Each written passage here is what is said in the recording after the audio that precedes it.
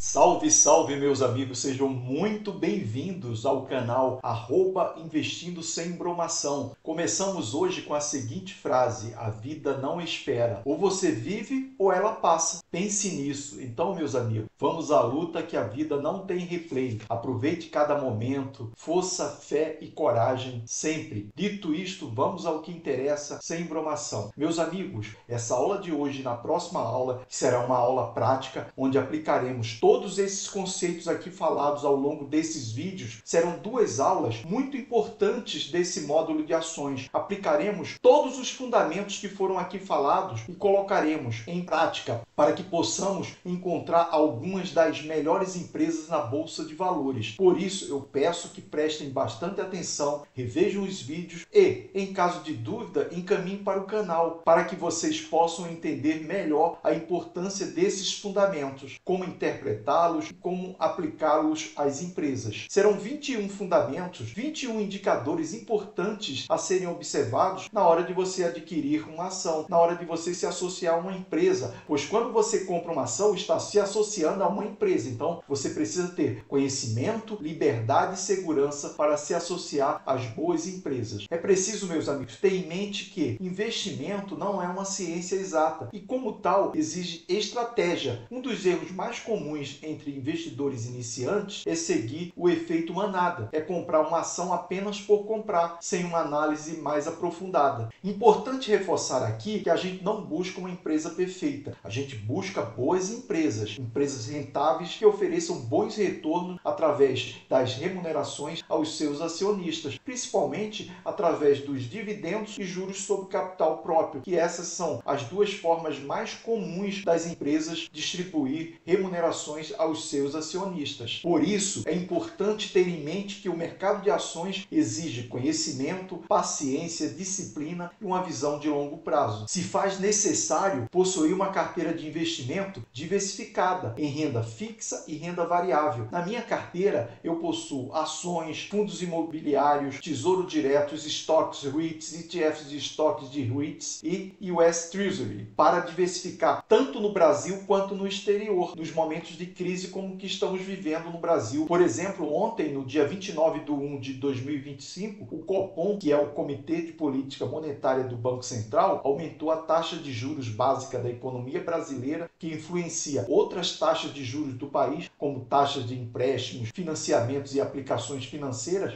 em 1 ponto percentual para 13,25%. A próxima reunião do Copom ocorrerá nos dias 18 e 19 de março. A expectativa é que o comitê eleve a taxa básica de juros em 1 ponto percentual, levando-a a 14,25%, para termos uma ideia do tamanho desse aperto na economia. Em março de 2021, a taxa Selic era de 2%. Por isso, é importante diversificar seus investimentos no exterior, especialmente nos Estados Unidos, para você se proteger das tempestades internas na economia brasileira. Para isso, existem corretoras para estrangeiros, como a Evenue, que o Banco Itaú possui ali uma parte do seu capital, o Banco C6, a Nômade, entre outras corretoras para estrangeiro. Você abre uma conta e deposita em real, compra o dólar, faz o câmbio e depois investe no mercado americano, pois se você for investir em empresas estrangeiras na Bolsa de Valores brasileiras, vai existir perdas, pois tem vários intermediários nessas transações. Portanto, é menos oneroso investir direto na Bolsa Americana através dessas corretoras para estrangeiros, de forma fácil, bem tranquila, e você comprará ações do McDonald's, Johnson, Meta, aplicações em fundos imobiliários americanos, aplicação no próprio Tesouro americano, para proporcionar essa maior segurança. Existem dois meios de você investir em empresas americanas. A primeira delas é a compra direta das ações por meio de uma conta aberta em uma corretora, essas corretoras para estrangeiros. A outra forma é através da compra indireta das ações a partir do mercado brasileiro, na própria Bolsa de Valores, por meio das BDRs. Na aula de hoje, meus amigos, falarei sobre 11 fundamentos que se juntarão aos 10 fundamentos que falei na aula do dia 28 de janeiro de 2021 2025 será um resumo dos principais tópicos aqui falados que estarão disponíveis numa planilha no final desse vídeo. Nos nossos investimentos, usaremos a metodologia IATO, Investidor Atuante e Objetivo, que visa que tenhamos segurança e objetividade nos investimentos, ou seja, investimentos visando retornos com responsabilidade através do conhecimento. Antes de começar, eu quero retificar um fundamento que eu falei na última aula por um outro que se apresenta mais prático e oferece mais resultado final, que é a dívida líquida dividido pelo patrimônio líquido, ao invés da dívida bruta dividido pelo patrimônio líquido, mas o conceito é o mesmo. Esse índice, meus amigos, avalia a capacidade da empresa de cumprir suas obrigações financeiras. Quanto menor esse índice, menos endividada está a empresa. Valores abaixo de 1 indicam que a empresa possui mais patrimônio líquido do que dívida líquida. E o cálculo é feito na seguinte fórmula: dívida líquida dividido pelo patrimônio líquido. Por exemplo, no caso da empresa LOG, o ticker LOGG3, a dívida líquida dividido pelo patrimônio líquido dessa empresa está em 0,42. Nesse exemplo, essa empresa está dentro das nossas metas, pois a dívida líquida dividido pelo patrimônio líquido está abaixo de 1. Feito essa retificação, vamos seguir para os próximos 11 fundamentos. E agora sim, iremos começar pelo tag along nessa aula de hoje. O tag along, meus amigos, representa o seguinte: no caso de um tag along de 100%, em caso de venda da empresa, estará garantido o valor do preço de 100% do valor que você pagou pelo preço dessa ação. Nesse quesito, iremos buscar um tag along de 100%, aceitaremos um tag along de 80% e eliminaremos um tag along abaixo de 80%. Esse critério será eliminatório. Vamos falar agora de mais um fundamento nessa aula de hoje, que é o free float. Quanto mais diluída na bolsa, menos conflito de interesse, maior participação dos acionistas nas decisões da empresa, portanto, maior segurança. Nesse quesito, buscaremos empresas com free float de 35% para cima. Aceitaremos um free float entre 15% e 35% e eliminaremos empresas com free float abaixo de 15%. Nesse caso específico, utilizaremos esse critério como eliminatório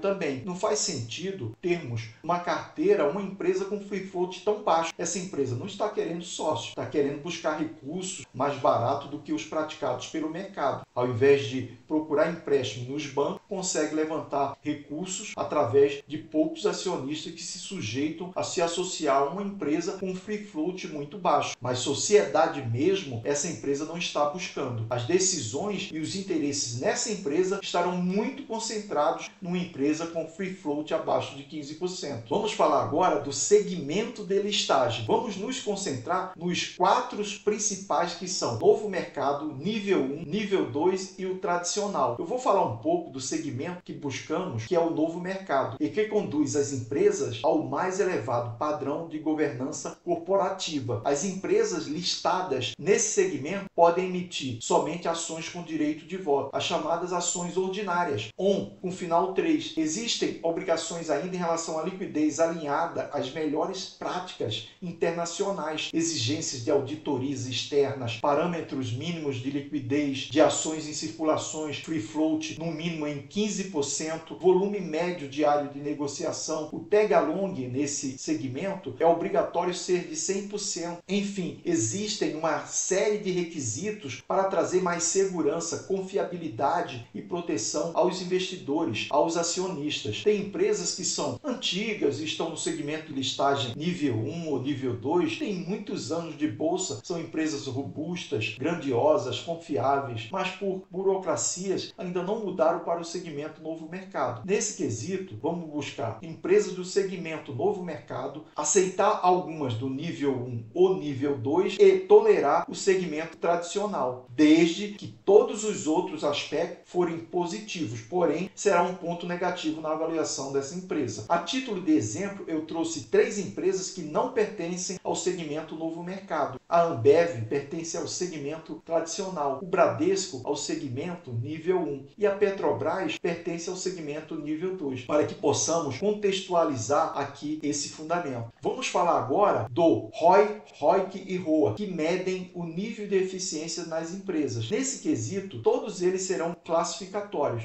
para servir de desempate. Quando você estiver analisando uma empresa com outra do mesmo setor, esses índices servirão para critérios de desempate entre qual empresa investir. O ROI, o ROIC e o ROA serão analisados buscando amparar essa decisão. Vou falar um pouco de cada um deles e, no final, qual o percentual que buscaremos nas empresas quanto a esses três índices. Quanto mais alto eles forem, melhor. Vou começar pelo ROI, retorno sobre patrimônio líquido. Esse índice, meus amigos, mede o retorno sobre o capital próprio de uma empresa. Quanto maior este indicador, melhor é o retorno que os acionistas estão recebendo sobre seu investimento. O cálculo é lucro líquido dividido pelo patrimônio líquido. O ROI pode indicar que a empresa está eficientemente utilizando seus recursos e gerando lucros para os acionistas. Vou falar agora do ROIC, retorno sobre o capital investido. Esse índice mede o retorno sobre o capital investido em uma empresa. Quanto maior este indicador, melhor é o retorno que os investidores estão recebendo sobre o investimento. O cálculo desse fundamento é o seguinte: EBIT dividido pelo capital investido. Finalmente, vamos fechar com o ROA, retorno sobre o ativo. Esse índice mede a eficiência com que uma empresa utiliza seus ativos para gerar lucro. Quanto maior este indicador, melhor é a eficiência em gerar lucro a partir dos ativos. O cálculo é o seguinte: lucro líquido dividido pelo ativo total. Em todos esses três critérios de eficiência, iremos buscar empresas que apresentem 10% para cima de ROI,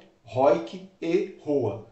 Vamos falar agora sobre a margem líquida e a margem EBIT. São dois indicadores de lucratividade. A margem líquida indica quanto de receita daquela empresa é convertido em lucro. O cálculo é o seguinte: lucro líquido dividido pela receita líquida. Já a margem EBIT mede a produtividade e serve como comparação de lucratividade operacional entre empresas do mesmo segmento. É um indicador de margem considerando depreciação e amortização. O cálculo é o seguinte: EBIT dividido pela receita líquida. Nesses dois quesitos, iremos buscar empresas que apresentem índices de 4% para cima. Quanto maior, melhor. E também serão índices classificatórios para definir entre uma empresa e outra qual você irá investir quando encontrar duas boas empresas que preencham todos os requisitos e você está em dúvidas. Então, esses critérios de margens e de eficiência serão classificatórios para ajudar na sua decisão final. Agora, meus amigos, vamos falar de setores resilientes e perenes. São setores que, quando a economia não está bem, como agora em 2025, já vem ao longo do ano de 2024, mesmo assim, eles continuam performando bem. Bancos, seguradoras, companhias de eletricidade, companhias de saneamento e água, telecomunicações, e podemos garimpar algumas empresas também no setor de saúde. Mas os primeiros 5 que falei aqui são os mais perenes, seguros, resilientes e performáticos da Bolsa de Valores. São setores para se investir nos momentos de crise. Por isso é importante você possuir ações desses setores em sua carteira de investimentos, para ter uma diversificação maior, intercalando com outros setores que sofrem mais interferências do mercado nos momentos de desafios. Essa proteção você consegue diversificando sua carteira em ações de boas empresas, de setores diferentes. Nunca se coloca todos os ovos na mesma cesta. Numa alusão à obra do William Shakespeare, O Mercador de Veneza, o protagonista Antônio, experiente comerciante da famosa cidade italiana e dono de cargas, diz que nem mesmo o mar furioso o deixaria preocupado com seus pertences, mesmo que a sorte seja uma grande aliada de um experiente navegante. Colocar todas as cargas em apenas um barco pode ser um verdadeiro tiro no pé, porque numa tempestade levaria literalmente as mercadorias água abaixo. O mesmo se aplica à Bolsa de Valores. Nunca se investe somente em renda fixa e somente em renda variável, somente no mercado brasileiro e somente no mercado americano. A diversificação, investir em renda fixa e variável no mercado brasileiro e no mercado americano, vai lhe dar mais segurança e tranquilidade tranquilidade, tal como agia o protagonista Antônio do Mercador de Veneza, da obra de Shakespeare. Ficou claro isso, pessoal? Vamos falar agora sobre um fundamento de governança que existe quando uma empresa possui o governo como seu sócio majoritário, onde toma as principais decisões, e aí existe um risco político naquela empresa. Portanto, eficiência e política muitas vezes andam em campos opostos, como ocorreu na Petrobras em 2015. O político, ele busca popularidade e uma empresa busca eficiência e resultados. Nesse quesito, eu busco não ser sócio de empresas que possuam governo como sócio majoritário, como manda-chuva naquela empresa. Mas, Tiago, eu quero comprar ações da Petrobras e lá o governo é o sócio majoritário, por exemplo. Será por sua conta e risco, mas tecnicamente existe um risco político maior nessas empresas e política não coaduna com empresas, não casa bem, mas a decisão será sua, você tem um conhecimento para isso, entendeu? Agora vamos para o último fundamento, que é o tipo de ação. Falei sobre as ações ordinárias, preferenciais e unities, e as ordinárias nos traz mais segurança por serem as ações que dão direito a voto e que os donos das empresas, os acionistas majoritários possuem para poder exercer o comando na empresa. Então, você tem o mesmo tipo de ação que o dono daquela empresa possui. E isso vai te trazer muito mais segurança. Por exemplo, quando você compra uma ação da Ambev, você possuirá o mesmo tipo de ação que Jorge Paulo Lemann, um dos donos da Ambev. Então, isso já traz uma segurança maior. Ficou claro isso, pessoal? No próximo vídeo, meus amigos, iremos fazer uma aula prática aplicando todos esses fundamentos para que possamos garimpar boas empresas. No final deste vídeo, deixarei uma tabela com todos os indicadores das ações que foram repassados ao longo dessas aulas para que vocês possam ter um resumão e sirva de referência na busca das melhores empresas para investimentos. Foram 21 indicadores importantes que estão no final deste vídeo para encontrarmos as melhores empresas na Bolsa de Valores, desde que todos esses critérios sejam aplicados conjuntamente. Alguns serão eliminatórios e outros classificatórios. Espero que tenha gostado deste vídeo. Quem ainda não assinou o canal, corre lá e assina, não tem custo. Dá uma força para que o YouTube reconheça esse material como uma importante fonte de conhecimento. Assine em